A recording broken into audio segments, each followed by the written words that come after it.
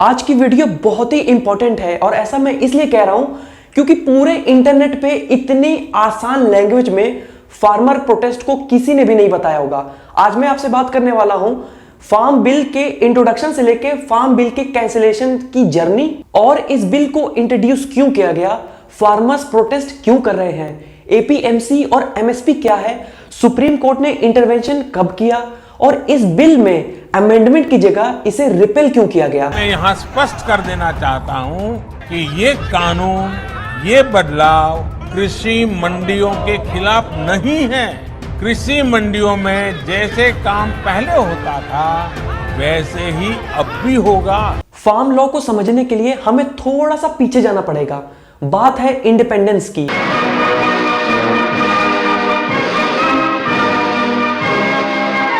तो बात है आजादी की, जब किसान यानी कि फार्मर्स अपनी कमोडिटी यानी कि अनाज जो है वो बेचने के लिए किसी थर्ड पर्सन पे डिपेंडेंट थे, जिसे उस टाइम पे और अभी के टाइम पे मिडल मैन कहते हैं। अब यही मिडल मैन या कह सकते हैं लैंडलॉर्ड एक दूसरे से बात कर लेते थे कि हमें कम से कम दाम में कमोडिटी यानी कि अनाज खरीदना है किसानों से, और उसे ये क्या करते थे कि ज्यादा से ज्यादा दाम लगाकर बेचते थे। इसकी वजह से क्या हुआ, एक प्रॉब्लम ये हुई कि किसान जो है वो मजबूरन कम दाम में सामान अपना कमोडिटी बेच देता था ताकि अनाज जो है वो खराब ना हो, और उसकी वजह से वो डेब्ट में रहता था यानी कि कर्ज में डूबा रहता था और वो सुसाइड कर लिया करता था। एपीएमसी का फुल फॉर्म है agriculture produce market committee. APMC का मतलब है मंडी। स्टेट गवर्नमेंट ने क्या किया कि ट्रेडर्स के लिए, किसानों के लिए एक पर्टिकुलर जगह दे दी और बोला कि आपको इसी पर्टिकुलर जगह पर कमोडिटी को खरीदना है, बेचना है। इसके साथ स्टेट गवर्नमेंट ने यह कहा कि जो भी ट्रेडिंग कर रहा है उसके पास ट्रेडिंग लाइसेंस होना जरूरी है, यानी कि ट्रेडिंग लाइसेंस जो है उसे मैंडेटरी कर दिया। और यह भी कहा कि जो भी एपीएमसी यानी कि मंडी के अंदर सामान खरीदेगा या बेचेगा उसे कुछ टैक्स स्टेट गवर्नमेंट को देना पड़ेगा। ट्रेडिंग लाइसेंस की वजह से गवर्नमेंट ने ट्रेडर्स के ऊपर कुछ हद तक काबू पा लिया और उन्होंने यह भी कहा कि एपीएमसी के अंदर जो कमोडिटी बेची जाएगी या खरीदी जाएगी उसके ऊपर एमएसपी लागू की जाएगी। एमएसपी का मतलब है मिनिमम सपोर्ट प्राइस। अब ये एमएसपी क्या है? स्टेट गवर्नमेंट ने कहा कि जो भी ट्रेडर एपीएमसी यानी कि मंडी के अंदर अपने कमोडिटी को बेचेगा या खरीदेगा उस कमोडिटी के ऊपर एमएसपी लगेगी। जैसे कि मैंने किसी किसान से चावल खरीदा और उस चावल के ऊपर एमएसपी यानी कि मिनिमम सपोर्ट प्राइस लगा हुआ है 10 रुपए, तो मैं वो चावल उस फार्मर से 10 रुपए में ही खरीदूंगा। ये मैंडेटरी है, ना ही वो मुझे 11 रुपए में बेच सकता है और ना ही मैं उसे 9 रुपए में ले सकता हूं। उसका जो प्राइस है वो फिक्स है, उसे तय कर दिया गया है, ना मैं उससे ऊपर ले सकता हूं ना मैं उसे कम में ले सकता हूं। लेकिन शॉकिंग बात तो यह है कि रिपोर्ट के अकॉर्डिंग अगर देखा जाए तो 6% जो फार्मर्स है वो ही एमएसपी एंजॉय कर रहे हैं, बाकी 94% फार्मर्स को एमएसपी मिल ही नहीं रही। अब नरेंद्र मोदी गवर्नमेंट ने क्या किया, ऑर्डिनेंसेस में चेंजेस के दौरान उन्होंने मेंशन किया कि नो टैक्स आउटसाइड एपीएमसी, यानी कि अगर कोई भी ट्रेडर एपीएमसी के बाहर जाकर कमोडिटी बेचता है या खरीदता है तो उसके ऊपर टैक्स नहीं लगेगा। गवर्नमेंट का कहना यह था कि वो वन नेशन वन मार्केट के ऊपर फोकस कर रहे हैं, but it's not one nation one market, it's actually one nation and two market.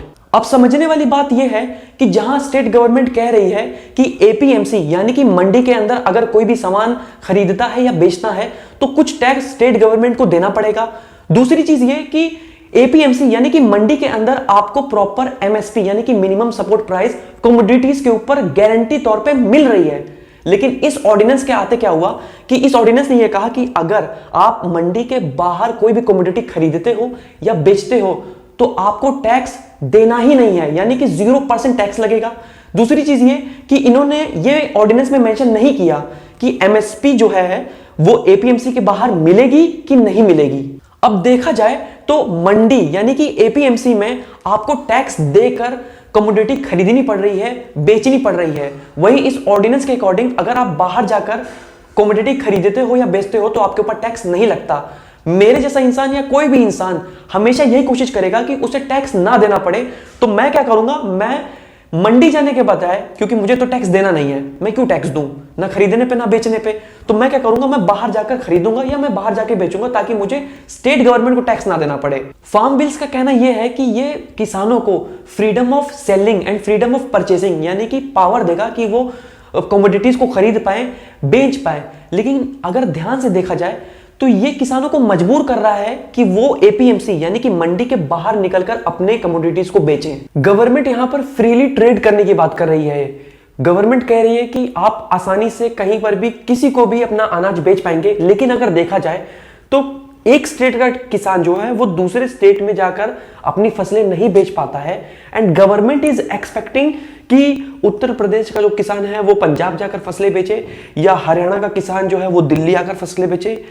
अगर देखा जाए तो ये थोड़ा सा मुश्किल लगता है। 17 सितंबर 2020 को ये वो तारीख है जब फार्म बिल्स को फाइनली मंजूरी लोकसभा से दे दी जाती है। 20 सितंबर 2020 को राज्यसभा से भी ये फार्म बिल्स पास हो जाते हैं।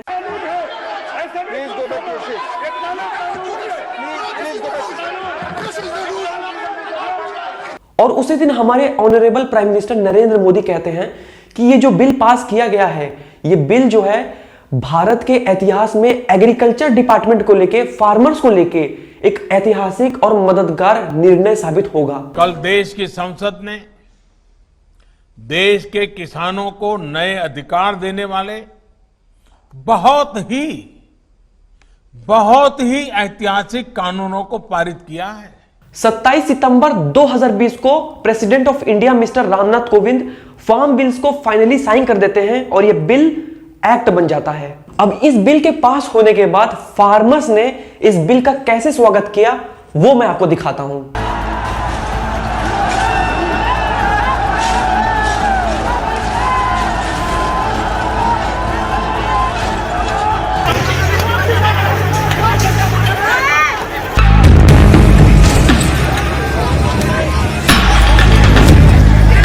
पच्चीस सितंबर 2020 को फार्मर्स ने फार्म बिल्स के अगेंस्ट में भारत बंद का ऐलान किया।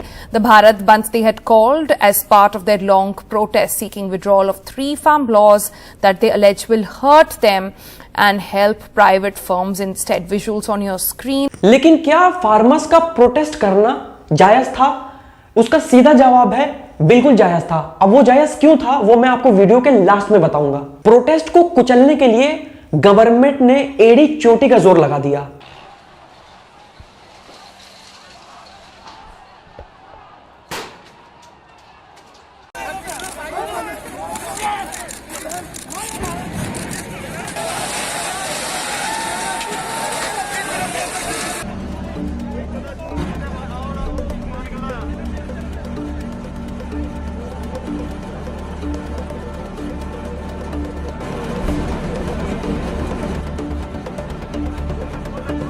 पच्चीस नवंबर 2020 को फार्मर्स ने दिल्ली चलो मूवमेंट लॉन्च किया। 26 नवंबर 2020 को हरियाणा की पुलिस ने फार्मर्स को दिल्ली बॉर्डर एंटर करने से रोका।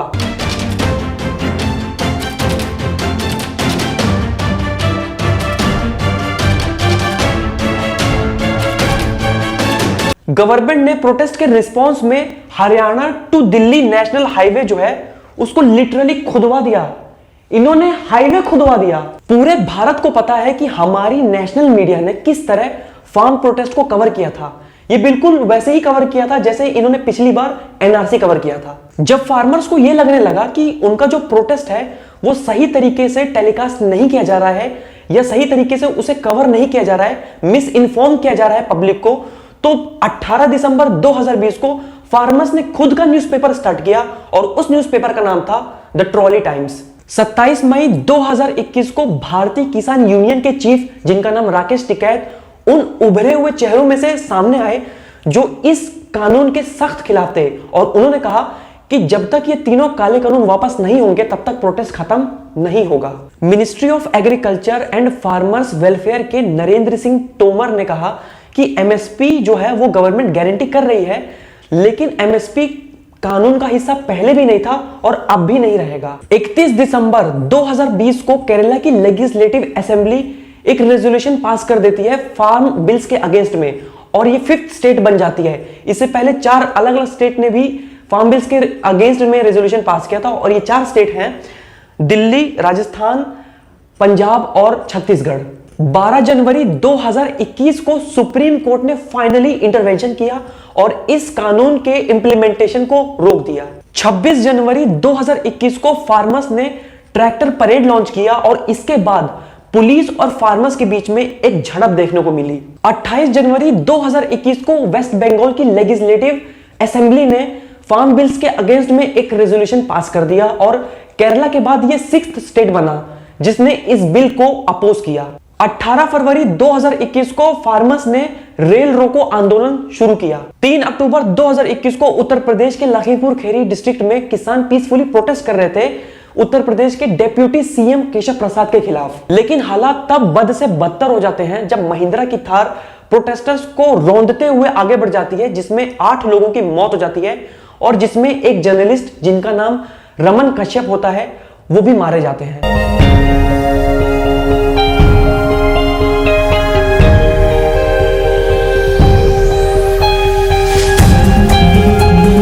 15 नवंबर 2021 को सुप्रीम कोर्ट इंटरवेंशन करता है और उत्तर प्रदेश सरकार की खिंचाई करता है क्योंकि उत्तर प्रदेश सरकार ने लखीमपुर खीरी वाले मामले की जांच में लापरवाही दिखाई होती है। इसके साथ साथ सुप्रीम कोर्ट उत्तर प्रदेश की गवर्नमेंट को ऑर्डर देता है कि जो उनकी एसआईटी टीम है यानी कि स्पेशल इन्वेस्टिगेशन टीम है उसे मोर सीनियर ऑफिसर्स के साथ अपग्रेड किया जाए और एक रिटायर्ड जज को अपॉइंट किया जाए ताकि इस मामले की जो इन्वेस्टिगेशन है उससे अच्छे से अच्छे बेटर वे में कंडक्ट किया जा सके। अब जैसा कि मैंने वीडियो के बीच में कहा था कि प्रोटेस्ट करना जायज है कि नहीं जायज है, तो मैं आपको बता दूं कि प्रोटेस्ट करना जो है वो जायज है और ये आपके 2 फंडामेंटल राइट्स को कवर भी करता है। पहला fundamental right freedom of speech and expression जो कि आर्टिकल 19 का सब सेक्शन 1 है और फ्रीडम टू असेंबल पीसफुली जो कि आपके आर्टिकल 19 का जो सब सेक्शन 1 का सब सेक्शन बी है। 19 नवंबर 2021 ये वो तारीख है जब गवर्नमेंट अचानक से यू टर्न ले लेती है और हमारे honourable prime minister Narendra Modi जो हैं वो देश को संबोधित करने के दौरान ये अनाउंसमेंट करते हैं कि जो 3 फार्म बिल्स है हम इस कानून को रिपील कर रहे हैं यानी कि वापस ले रहे हैं। आज मैं आपको पूरे देश को ये बताने आया हूं कि हमने 3 कृषि कानूनों को वापस लेने का, रिपील करने का निर्णय लिया है। अब कानून जो है वो रिपेल कैसे होता है? जैसे किसी बिल को पेश किया जाता है, वो लोकसभा से पास होता है, फिर राज्यसभा से पास होता है, फिर प्रेसिडेंट के सिग्नेचर होते हैं और वो एक्ट बन जाता है। सेम इसी तरीके से कानून को रिपेल किया जाता है, लेकिन रिपेल करने के दौरान क्या होता है कि उसमें ऑब्जेक्टिव लिखना पड़ता है। जैसे कि जब फार्म बिल्स को पेश किया गया था तब लिखा गया था फार्म बिल्स 2020, लेकिन जब उसे रिपेल किया जाएगा तब उसे क्या लिखा जाएगा? फार्म बिल्स 2020 ब्रैकेट में रिपेल और एक ऑब्जेक्टिव लिखा जाएगा कि इस बिल को रिपेल यानी कि रद्द क्यों किया जा रहा है।